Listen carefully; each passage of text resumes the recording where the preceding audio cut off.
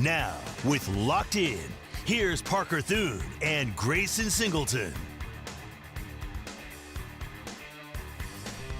It's a Friday. Let's wrap up the week here on Locked In. Parker Thune alongside Grayson Singleton. The show brought to you, of course, by Dorsey Jones Buick GMC in El Reno, family-owned and operated. Established in 2020, but many of their employees have been there for almost 20 years or more. They pride themselves on having the best service technicians and friendly service advisors that put your needs first, and they have half-price oil changes on Saturdays. So check out Dorsey Jones out in El Reno and interact with us throughout the show at 405-651-3439. I had a new experience today, Mr. Singleton. What was that? I ate an Alps burrito. It was a first for me. So if you're not familiar with Alps, and I know many of you are because you live in the mid-south. I know there are a lot of you that live in Texas, and I know we have plenty of listeners in West Texas as well, which is where Alps is most prominent. But I live in Blanchard, obviously, and there was an Alps that just opened 2 days ago out in Blanchard. It is...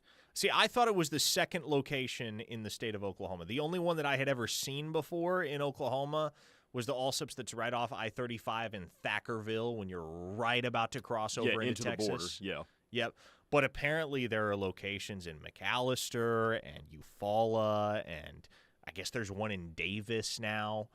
So I guess there are a few more out on the eastern side of the state.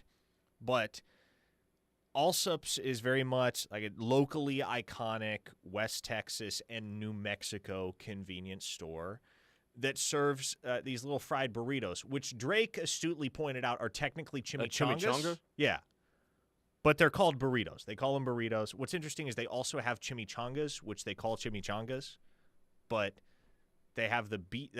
They're famous for like the beef and bean burritos, and then the Hatch chili and cheese burritos, which are chimichangas. But that's what they market them as: the beef and bean burrito, the Hatch chili and cheese burrito. I had a beef and bean burrito this morning for the very first time in my life. I was going to bring you one, but then you didn't respond to my text in time. You can blame our boss for that one. Really? Okay, I will. Brian Vineyard, you deprived Grayson of the opportunity to try an Alps burrito. I'll say that, like, I don't think you missed. Was it good? I don't think you missed out on a ton. It's solid. Okay. Like, in the realm of gas station food, and if you haven't caught on to this by now, I don't like eating bad food. I don't like eating crappy food. You and I are in the same boat. Yeah. The beef and bean burrito, more than passable. It's not really what I expected because, you know, you have that fried outer filling, the fried tortilla, and then you bite through it, and everything is just kind of the same texture in there. I was expecting, you know, beef and bean, okay, maybe you can distinctly, like, visually separate the beef from the beans, and you really can't. See, that's when I kind of go away from. If I can't tell where the beef ends and there's a bean, generally I'm not going to eat it. It was solid though. Okay. I would and probably will eat it again. I wouldn't say it's going to become a staple of my diet, but the other thing I appreciate is that it's $3. Oh, now, there aren't a lot of things that you can get for $3 these days. I tell you, the cherry limeade I'm about to get is less than $3. I'll tell you that right now. You're a cherry limeade guy? Oh yeah. Sonic, I assume. Mm-hmm. Man, inflation is nuts. So, whenever I can find something that'll fill me up for a while for just $3, I'm all about it. I agree. So, yeah, 940 listeners said a lot of people eat Alps when they're drunk, so I don't really float that direction. Cowboy Sooner says there's a new Alps in Elk City as well. Zach from Guthrie adds, get you some hot sauce for that burrito next time. Perhaps I will. Being inside Alps was great. I will say that. The interior of the store. See, I've never been inside one. It's also just brand new, so I'm sure I was a little bit more enamored with it because it's all so pristine and neat. But it's a very expansive convenience store. So yes, this is my life in Blanchard now. out in small town America. Blanchard probably won't be a small town for very long. No. I imagine it'll explode kind of like Mustang and Yukon have. But for the moment, this is what excites me. A new convenience store opens, and it's a headline event of my week. Well, good for you. I'm glad that burrito was solid. Yeah, I'll bring you one on Monday or something. Sounds sometime. good. Sounds You good. probably well, or if you're ever out that way, you should just stop and grab one yourself. It's probably the type of thing that you want to eat while it's hot. I'd say I would probably imagine. not going to be appetizing at room temperature. Would be my guess. I would imagine. Great news is it's open 24 hours. So if ever I'm in need of a late night snack, boom, Allsup's is going to be the move. Sugar Shane in Newcastle asks, is that a Sand Aggie burrito? Pretty much. Yes. I mean, that is, Allsup's is to West Texas what Quick Trip is to Oklahoma and Buc-ee's is to the rest of Texas. Okay. In many ways. I can get behind that. If you want to associate Allsup's with Texas Tech, there's probably some validity to that association. A texter in the 918. Hey, Grayson, try a cherry Sprite at Sonic. It is delicious. I concur. It is fantastic. Cotton County Bubba says Cowboy Willie would prefer a fried pickle burrito. Hell nah. Nope. 940 listener says, yes, the smell of Allsup's will offend you eventually. It may. Who knows? Frisco Sooner says, Parker, been eating those for years. And in Texas, the Allsup's burrito has always been known as the gut bomb. Well, we'll see how I'm feeling in a few hours. But initial opinion of the Allsup's burrito, I can do it again. Not going to make it a daily occurrence or probably even a weekly occurrence, but I could do it again. In other news, Mr. Singleton, the Sooners still have some work to do in the transfer portal. I know many figured, and I feel the need to bring this up again, many figured, okay, the window is closed, OU's done in the portal. That's not necessarily the case because there are plenty of guys out there that are still looking for homes. And when Oklahoma kind of got caught off guard, when there was some pretty obvious tampering that went down between Pitt and Cole Gonzalez, the Sooners' third-string quarterback, they had to react. They have to react. Because at this point, they only have 3 quarterbacks on the roster. I'm not just talking 3 scholarship quarterbacks because they are on scholarship. They have 3 total quarterbacks. It's John Mateer, Michael Hawkins, Jet New. That's it. Mm-hmm. So the Sooners need to land another quarterback. And I will say this, I am bound to secrecy on the identity of the quarterback that they are currently pursuing, but it is very much within the realm of possibility that they could have their Cole Gonzalez replacement by the other side of the weekend. They have an FCS transfer lined up for a visit, hoping to land him. This is a guy that, like Cole Gonzalez, would come in with starting experience. So in the realm of things you feel like you need right now, maybe a third-string quarterback isn't terribly high on the list, but as somebody close to the program pointed out to me the other day, Grayson, in describing the situation, they said, look, the way that John Mateer plays and the way that Michael Hawkins plays, you got to have 3 guys ready to go. You got to have some insurance policies. Got to. Because both of those guys, man, they are competitive as all get out. Sometimes to a fault. Sometimes to the point where they're jeopardizing their own safety. For instance, how many times did it feel like Michael Hawkins almost got snapped in half in that Tennessee game last year? Uh-huh. That's exactly where my mind went. And then he goes up top bonsai at the pylon the next week against Auburn for the 2-point conversion, which was an amazing play, right? But that's probably, like, if you have no alternative to that guy at quarterback, it's probably like you love that he made the play. You're also like, ooh, glad he stuck the landing. Right. Because we got to keep him healthy. And let's be honest. There's probably not a world in 2025 where Oklahoma has both John Mateer and Michael Hawkins on the shelf. But if 2024 taught you anything, it should be that injuries can devastate a position group to an extent far beyond you might expect is reasonable or plausible. And here's the thing when you're talking about adding a new 4th quarterback and a guy with starting experience in the FCS. one, you're talking about an insurance policy, but two, you're not looking for a guy who can take you to some sort of spectacular world, some guy that's going to drop 40. You just want to tread water in the event of a catastrophe. Now, if you get to the point where you're playing that dude, obviously catastrophe number 1 has happened. But if he can steady the ship and be somebody that you can just run your offense through, then you're okay. You're just looking to tread water at this point. So if he can do that and he has starting experience, and it seems to be positive starting experience, that's all you're asking for.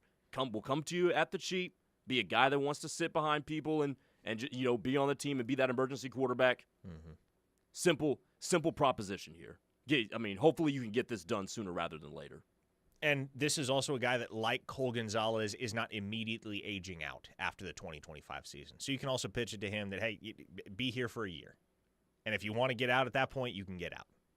But come here for a year, learn from Ben Arbuckle, learn this offense, absorb what you can from working alongside 2 exceptionally talented and highly intelligent quarterbacks in John Mateer and Michael Hawkins, and see what that can do for your career moving forward.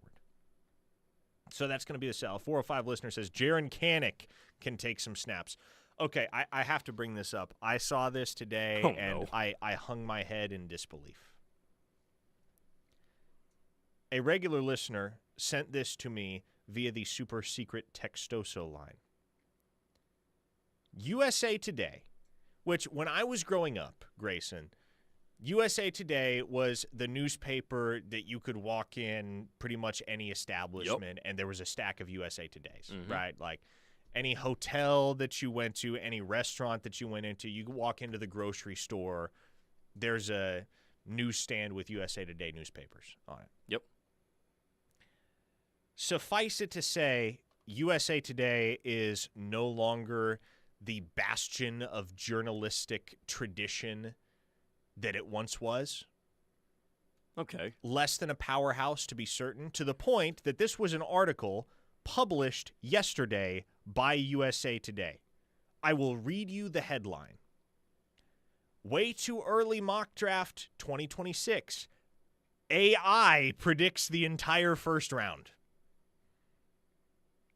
We are publishing AI mock drafts now. Okay.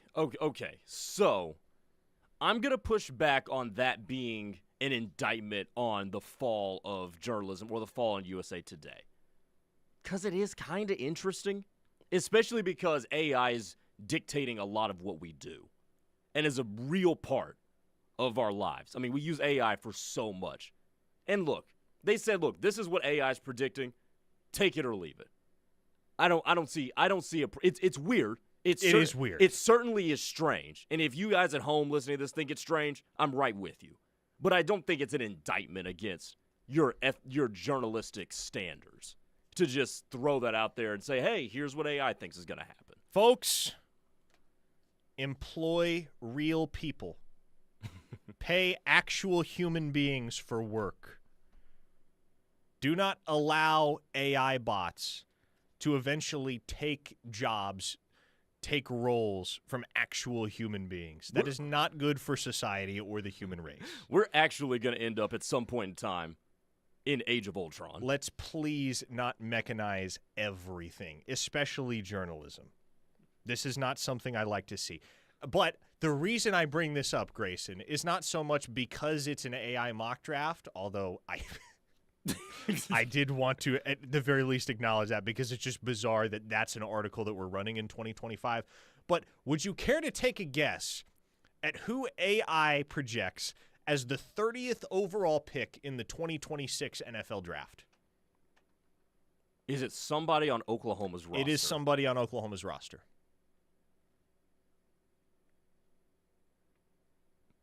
You know what I'm saying? Let's just throw it out. John Mateer. It is Jaron Kanik. I'm sorry. As what? a two-way player. Huh?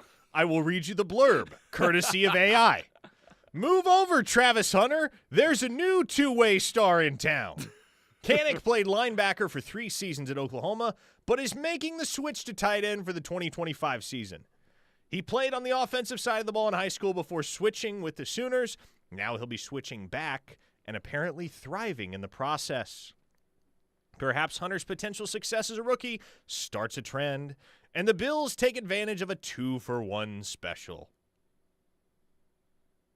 Folks, this is yet another example of artificial intelligence not being all that intelligent. Yeah, you kind of convinced me on that Look, one. So we actually had this conversation a couple nights ago on YouTube. We were doing OU Insider Live, and I brought up the fact that I can very well see Jaren Kanak, and this is going to sound weird, I can very well see Jaren Kanak having a professional future at wide receiver. Because I think about what just happened with Jack Besh, who was a second-round pick after a college career at LSU and TCU, and he kind of made that reverse conversion, right, where he started out as a tight end, and he was just so quick, so athletic, they decided, we're going to make you a wide receiver. Well, in technicality, a wide receiver, more so, practically speaking, a jumbo slot. Jack Besh is 6'1", 214. Jaren Kanak is 6'2", 230. And Jaren Kanak is faster than Jack Besh is. Mm-hmm. So if Jaren Kanak has a moderately productive season at tight end for Oklahoma this fall, I can see NFL scouts kind of becoming intrigued by what he could bring to the table as a member of a group of pass catchers at the next level. Whether you want to label him a tight end or a wide receiver, I think just because of his sheer athleticism, which is incredible, as everyone knows, there's going to be a lot of intrigue there in the minds of NFL scouts because the league is more of a traits league than it's really ever been. Very, very true.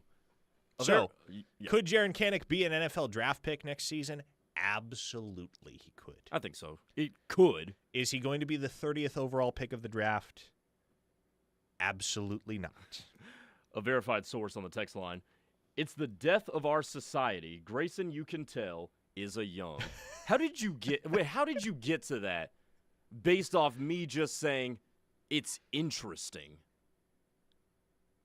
Like, Parker, correct me if I'm wrong, but that's basically the gist of what I said, is that it's interesting. You did say a little more than that. And then I also said we're going to be living in Age of Ultron here soon. I love the text line coalescing against AI right now. Chonky Chuck says, AI will destroy human creativity if we don't temper it.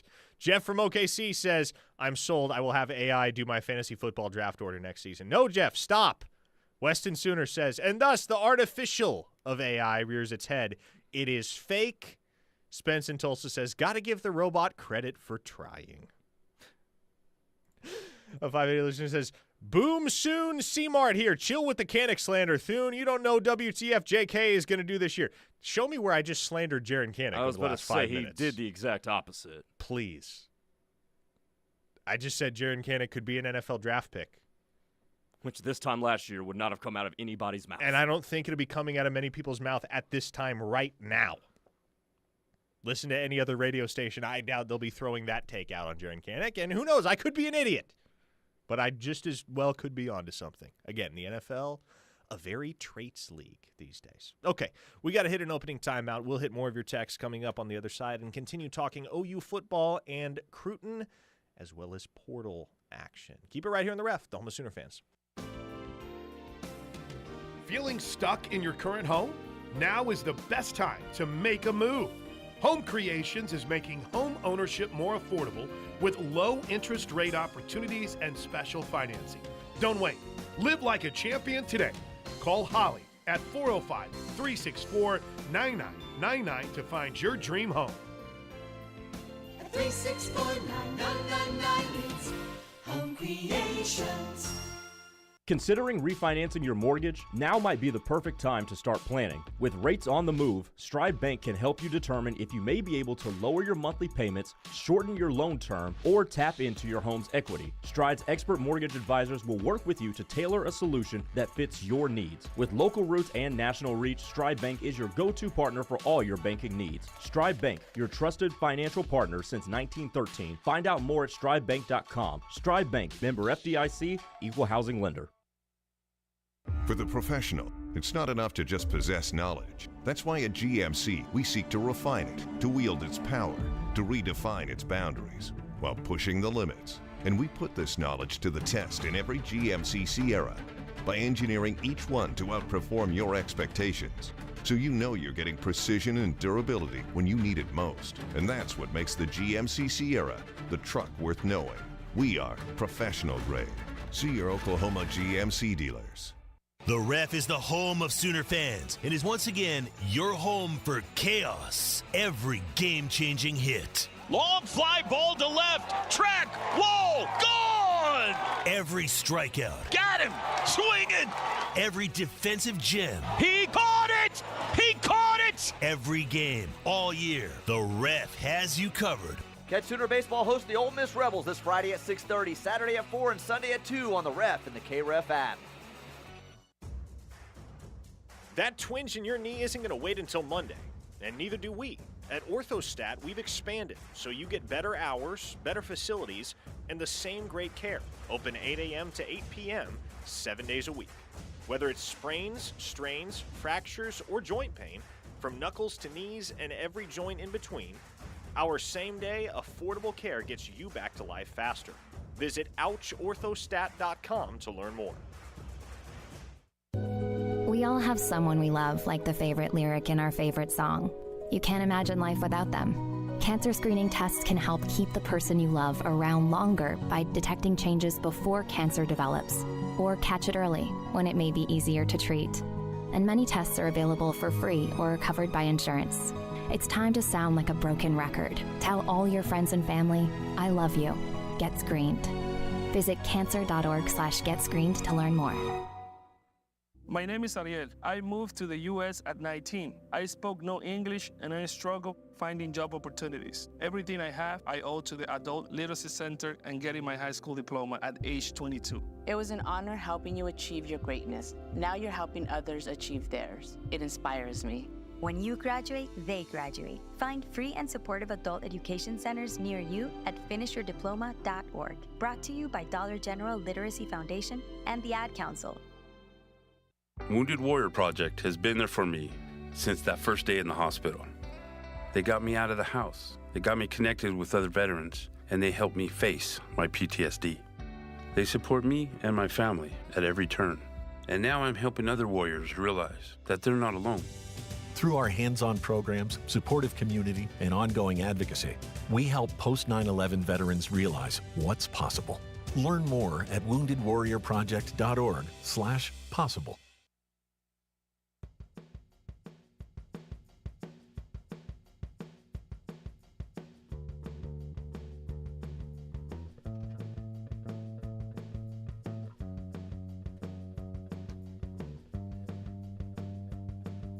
You ever watched MacGyver, Grayson? I never did. Really? No. I'm talking like the original. I know there have been remakes and all that, but like the original MacGyver that premiered 40 years ago. Yeah, no, I never watched Richard Dean Anderson. I want to say it's the first episode of the second season. I always think about it whenever we have a conversation centered around AI, because I'm like, keep in mind this episode was shot and produced in 1986, and it is quite pertinent today because the episode centers around this research lab that has a supercomputer that's programmed to defend the lab and provide security. But then at a certain point, it starts to think for itself and basically makes an effort to destroy all humans. So anybody within the facility that is human, the computer tries to take out, tries to eliminate. Yeah, that's literally the plot of like 3 Marvel movies. And MacGyver has to save it. MacGyver has to save all of the scientists trapped in the facility from the rogue supercomputer. Folks, this could be your predicament if you let the AI get out of hand. You really have been hanging out with Steely a lot, man. That's probably true. It's probably exacerbating my strong feelings toward AI. But I watched that episode for the first time when I was like 12, 13. Really? And it's just like seared into my memory because it's the dangers of AI, folks. What happens when AI starts to think for itself and decides that it is better than the human race and can dispose of it? I'm telling you, man, these robots, they might rise up and come get us. By the way, I just saw this come across my Twitter feed. This is hilarious in a very sad sort of way. They're about to start calling Iowa State Gambling U. Because you remember the whole the whole Hunter Deckers thing. There were other student athletes involved a couple years back where they all got busted for gambling on sporting events, which you can't do, obviously. And pretty significant amounts of dollars, too. This broke 8 minutes ago. 35 minutes ago from David Purdom, who writes for ESPN. 5 current or former Iowa State football support staff members combined to make more than 6,200 online bets totaling more than $100,000 on professional and college games, including men's and women's basketball games involving the Cyclones.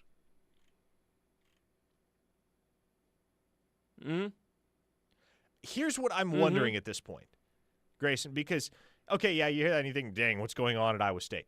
I can recall when the Hunter Deckers thing broke, and this would have been, is this 3 years ago now? Is that 2022 that all of that went down? I can't recall how long it's been. But I remember having some conversations at the time with some folks around the world of collegiate athletics that were like, low-key, this kind of happens everywhere. Like, this isn't just Iowa State, where guys are actively sports betting. Oh, yeah. And I mean, it tracks because these dudes are 18 to 22 years old. And how many 18 to 22-year-olds across the nation, regardless of age or tax bracket or whatever, or geography, location, how many 18 to 22-year-olds are engaging in sports betting? I'd say 85% of them. And so, I mean, I know for a fact, there are plenty of student athletes elsewhere that are engaging in this type of activity. What I'm wondering is, why is it Iowa State specifically that's been burned twice in very public fashion for this? Did you see the amounts? Mm-hmm. There might be your answer right there. But again, like, I can't help but wonder, is that really an outlier? Or maybe their players were just dumber about it. They could have been dumber about it. I mean, maybe there's an informant at Iowa State. I mean, one of my friends from college, his pops always used to tell him, if you're going to be dumb enough to do something wrong, at least be smart enough to get away with it. And wise words right there. Yeah, I don't know, but I don't know if it's the wisest. But I mean, it could help you avoid some trouble. But look, I don't know.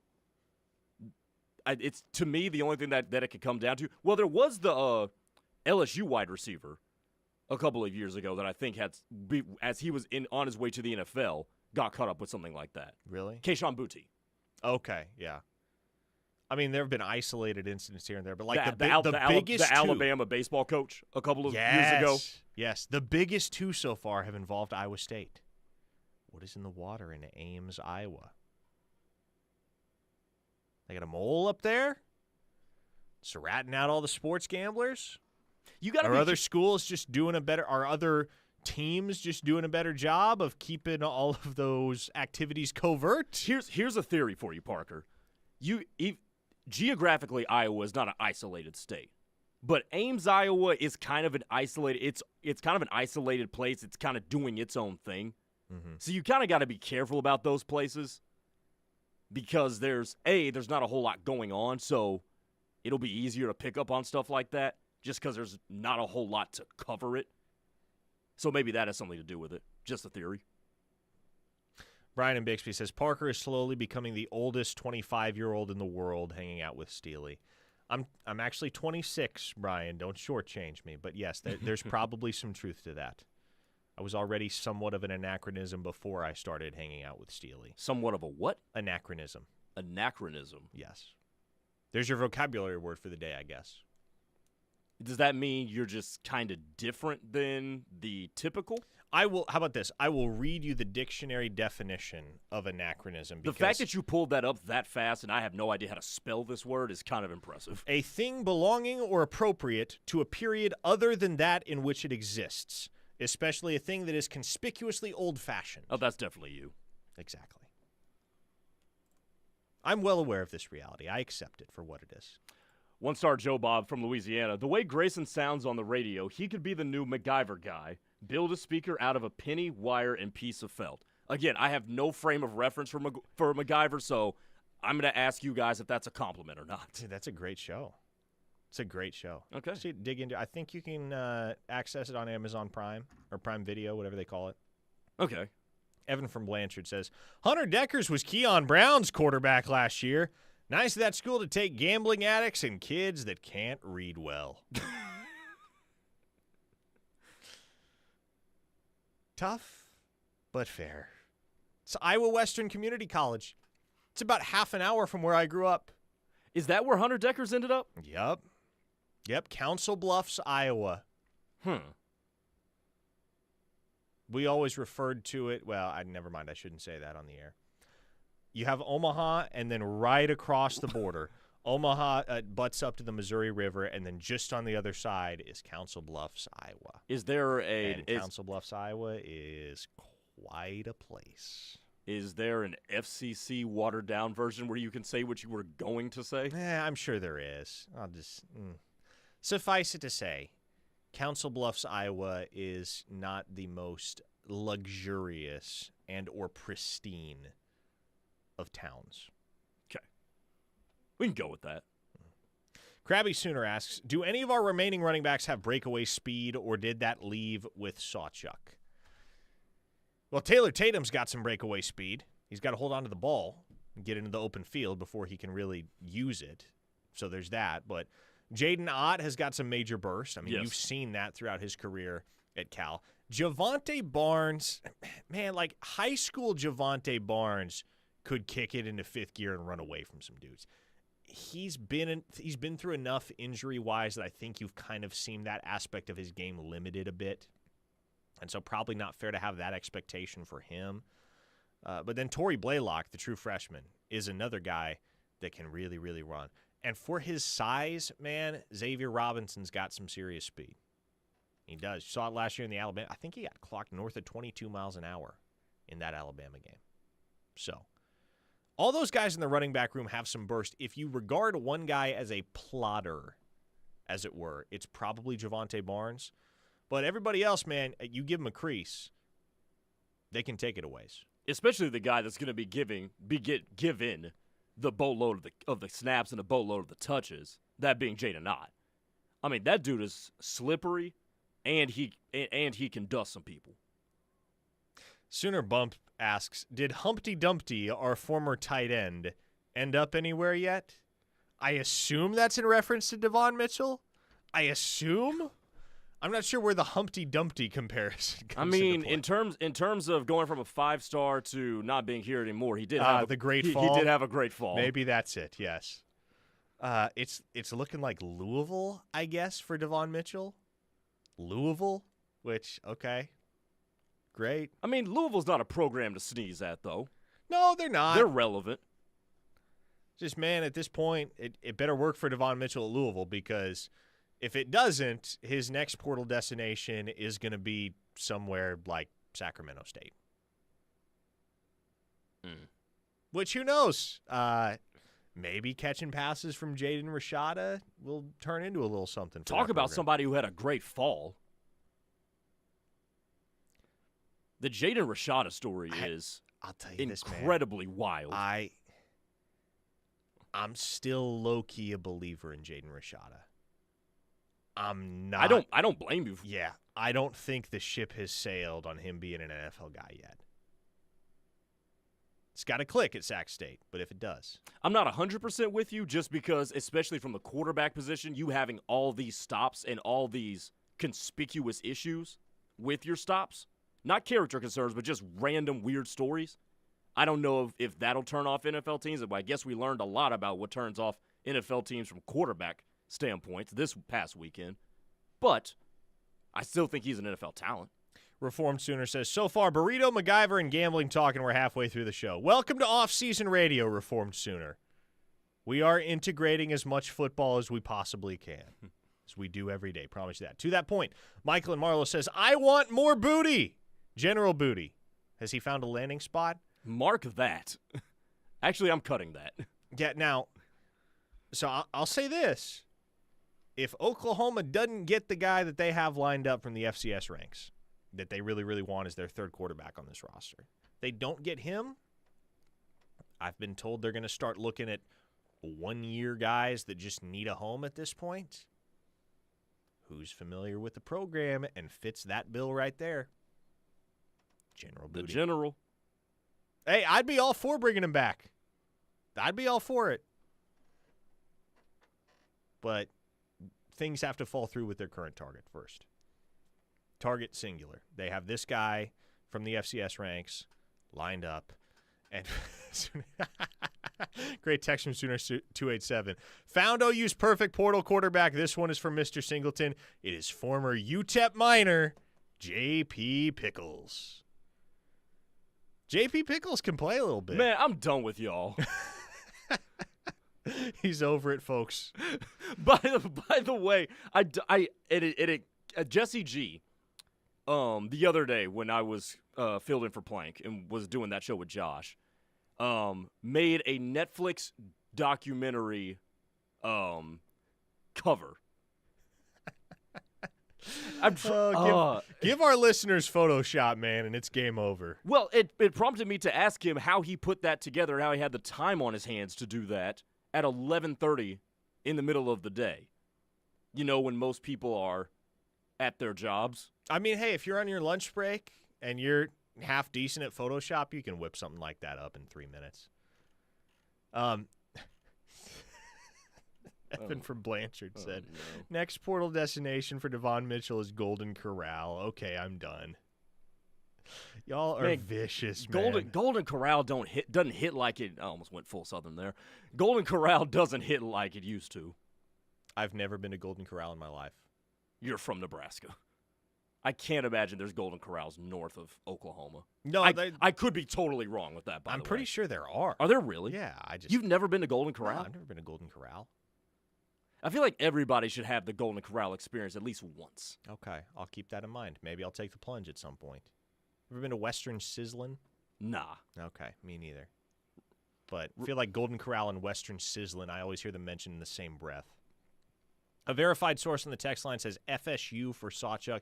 Yeah, that was interesting. Obviously, Gavin Sawchuk, if you saw the photos circulating on social media, he's on campus in Tallahassee for a visit today. So I imagine Florida State watched true freshman Gavin Sawchuk run wild on them in 2022 and probably earmarked that game. See a guy's name pop in the portal. Think back to what he did against you as a true freshman in bowl season 3 years ago. Yeah, that fit makes sense. That match makes sense. Hopefully it works out for Gavin Sawchuk down there. I think Florida State's destined to shake back from that miserable season. Yeah, you can't imagine. You can't imagine they'll repeat that. Yeah. Now that doesn't mean they're going to go back to 13-0 like they were in 2023, but there will be a bounce back year, and I think Gavin Sawchuk could be a big part of that at a program like Florida State. And hey, he can reconnect with Kevin Sperry. That'll be fun.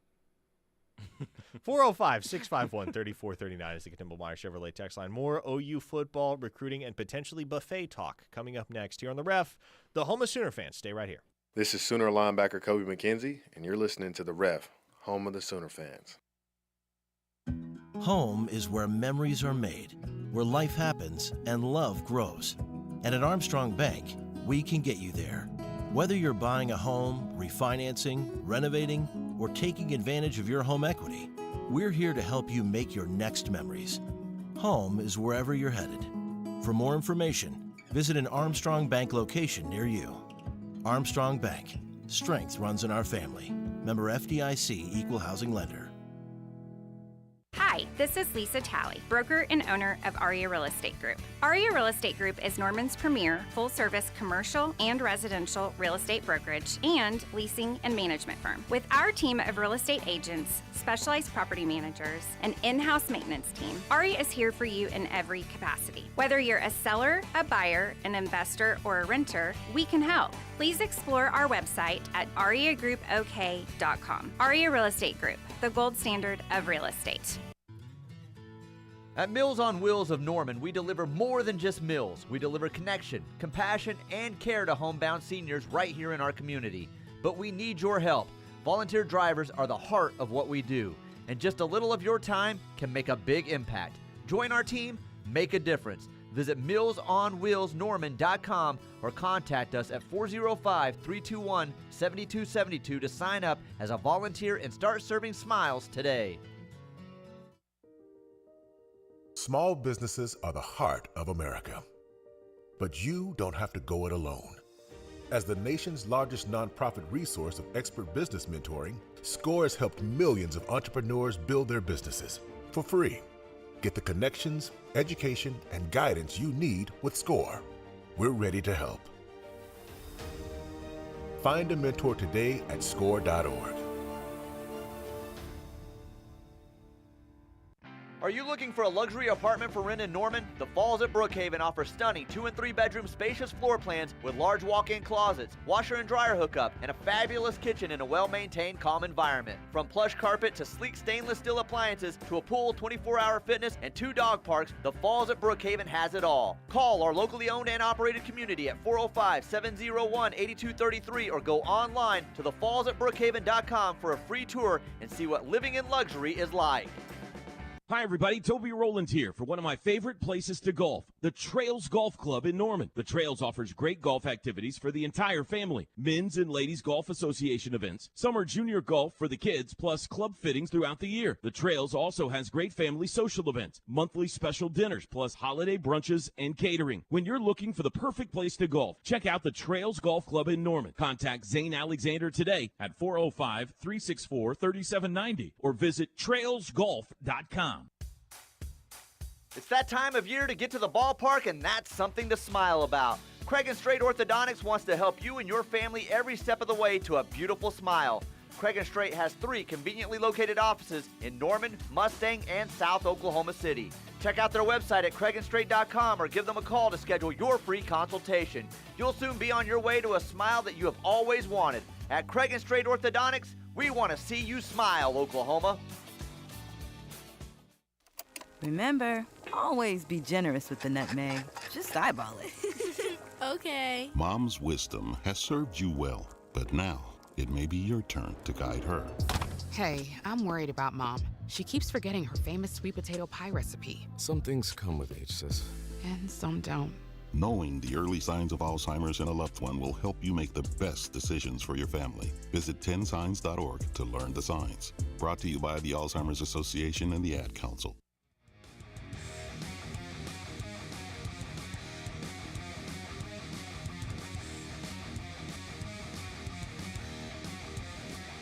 You'll appreciate this, Grayson. One of my very good friends just texted me from Mobile, Alabama, and said, I might have just had the whitest breakfast of all time. I'm disappointed in the Deep South today. First off, I do know why he's having breakfast at 2 p.m. That's very much a him thing. He's quite a character. Bacon, eggs, hash browns, and toast at a local spot in Mobile. He sent me a photo. It is, I can confirm, possibly the whitest breakfast that I've ever seen with my own 2 eyes. Oh, no. We're talking like the hash browns, like a cake that was probably dropped in the deep fryer for 30 seconds. The toast looks stale. The bacon looks not crispy, but more like crackly. Ugh. Like, yeah, nothing appetizing. But the one thing that looks half decent on the plate is the scrambled eggs. Hey, look at the scrambled eggs. Like, okay, you might have a little something there. Nah, you gotta. If you sub, let's see what can make this better. Don't cook. Oh, you sent me a picture of it. Hold on a second. Oh, Lord. Yeah, exactly. That's the correct reaction. Cook the bacon a little bit less. The eggs are fine. The toast doesn't look stale, but I mean the toast I guess looks fine. See, I'm not a big toast person. We liked grits growing up. So, I hate grits, man. You hate grits? Oh, I can't stand grits. Nah, man. It's a texture thing for me. Real? That texture is just so unappetizing. Especially if you know how to flavor grits right. If you can get like maybe a good salt and pepper mix, some butter, sometimes even want to like some oil in it, that's good. I don't know what the hell is going on with these hash browns. Like, I don't know what this is. Grits is one of those rare words that, depending on where you live, can have 1, 2, or 3 syllables. It can be grits. Yeah. It can be grits. Or it can be grits. Yeah. I can't imagine. I can't believe you hate grits. Oh, can't stand it, man. Okay, let's talk about football before we start getting it. Talk some sports texts. Postal Sooner with a nice text on the Knippelmeyer Chevrolet text line. He asks, please talk about your true opinion on the O-line at OU. The paper says it will be Venable's best. Since he has been here, his best has been mediocre. Last year's O-line was the worst I've ever seen at OU. Give me hope. Okay, first off, I disagree with that sentiment that Oklahoma's best has been mediocre. Their offensive line in 2023 was dang solid. Was pretty good. Yeah, especially, and I hate to bring his name up again, but once they plugged Caden Green in at left guard mid-season, that O-line was rock solid, man. Rock solid. They did a great job of protecting Dylan Gabriel. They did a great job opening holes for Gavin Sawchuk down the stretch in that 23 campaign. And this is the thing. There's a lot of recency bias that goes into an observation like that. Is it true that Oklahoma has had a Joe Moore Award-type offensive line during Brent Venables' tenure? No. They were decent in 2022. I thought they were more than solid in 2023. 2024 was disastrous, and, of course, 2024 is the season that's immediately in the rearview mirror, so that's going to tarnish the perspective a little bit. My true opinion on the offensive line, I mean, if I'm projecting out your starters right now, I would probably say Jacob Sexton at left tackle, Eddie Pierre-Louis at left guard. I want to go Jake Michaela at center over Troy Everett. I think he's a higher ceiling player, and provided he's up to speed and ready to go by the time fall camp wraps up, I like him for that center spot. Fabechi Wiwu at right guard, Derek Simmons at right tackle.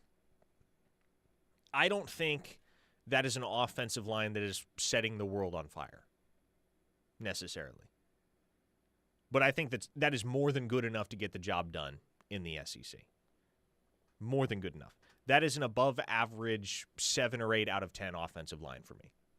Yeah. And keep this in mind, too, about the context of last season's offensive line. They weren't healthy. They weren't healthy, and they weren't healthy for extended periods of time, which meant they lacked the continuity that you need to have to be a fluid offensive line unit. You had guys shuffling all around that offensive line. Michael Tarquin was swinging from one tackle spot to the other. You had Jake Sexton flipping back and forth between left guard and left tackle. Keith Ozida was banged up. There were so many moving pieces. And, of course, injuries, right? You got one game out of Garen Hatchett before he was done for the year. Mm-hmm. You got, I think, 2, maybe 3 starts from Jake Taylor before he was done for the year. Sexton went down midseason against Ole Miss with an injury that ended his season prematurely. Yeah. And, gosh, who else am I forgetting? I mean, there was too much going on. Mm-hmm. There was way too much going on for them to be a functional unit. Do I believe this year it can be serviceable? Yes. I do think it can be a serviceable SEC offensive line. Now, you'll have to wait and see how they'll gel because there's a lot of new pieces. I mean, you're talking about 3 guys, or 2, on your projected starting offensive line that are coming from other places. Slim Brady asks, you think Sexton will play a full season? I do. Postal Sooner says, love Sexton, but he can't finish a game. Again, like, I don't understand why we do this with guys when they get hurt once. You and me both. To be clear, I guess I will add, Jake Sexton has been hurt twice in technicality. He got hurt in the bowl game his true freshman year against Florida State after starting that game at left tackle. He was full go. Suffered a torn ACL, was full go by the beginning of the 2023 season. And keep in mind, he kept Tyler Guyton, future first-round pick Tyler Guyton, on the bench for the last 2 weeks of that regular season because he was doing a good enough job that they didn't want to mess with it. And so Jacob Sexton was fighting through injury for most of that 2024 season. He was dealing with stuff already when he went down against Ole Miss. And, I mean, he was in some pretty agonizing pain, you could tell. He still didn't want to come off the field. He couldn't even stand didn't want to come off the field. They had to take him off the field. That's a really tough dude. And so I don't understand why there are so many folks that are willing to slap the injury-prone label on a guy when he misses a few games. I don't think that's true of Jacob Sexton. I don't think he's injury-prone. He will be 100% by the time fall camp rolls around. And guess what? If he does miss more time, let's say he actually is injury-prone. Maybe I'm wrong. Maybe he goes down again mid-season. You got options. One of those options is Michael Fasusi.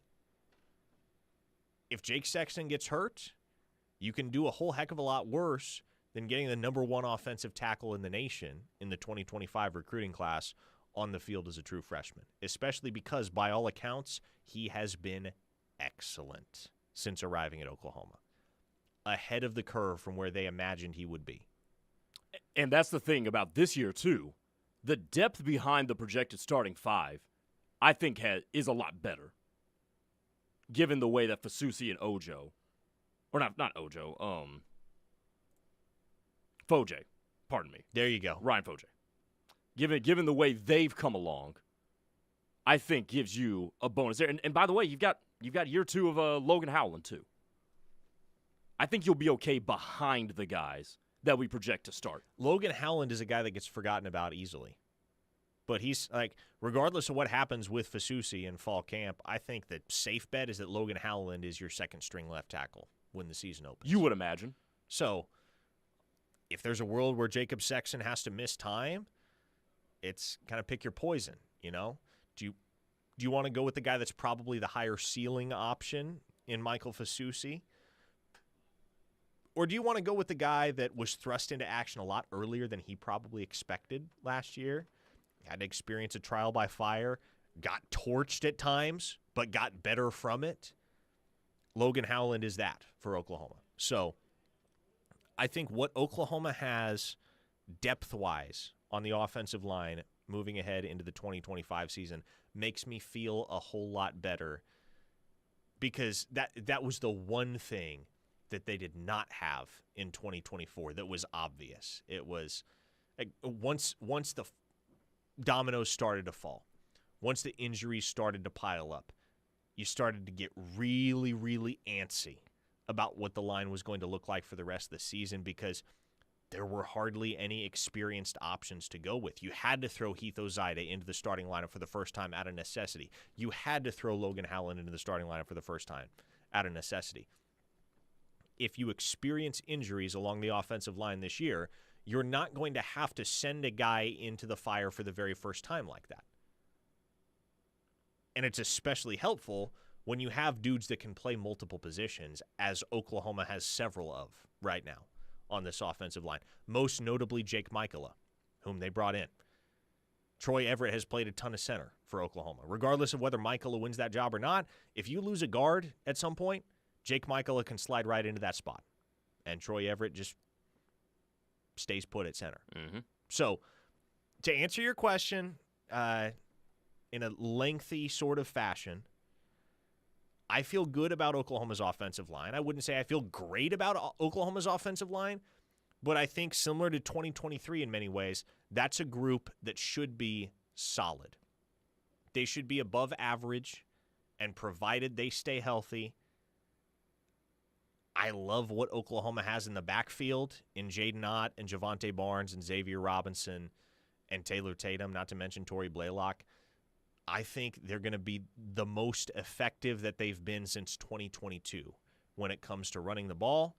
And then John Mateer is a guy that you look at the way he plays, it's probably not going to be like it was with Jackson Arnold, where the pocket starts to collapse and it's panic mode.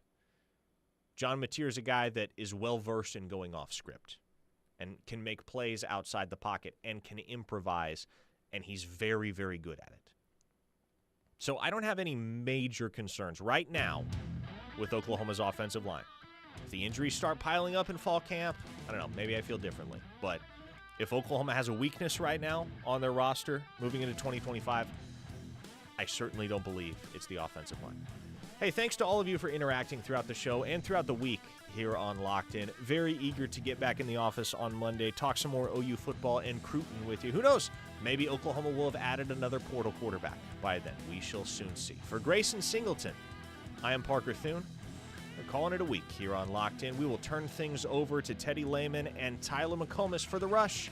On the other side, you are listening to The Ref, the home of Sooner fans.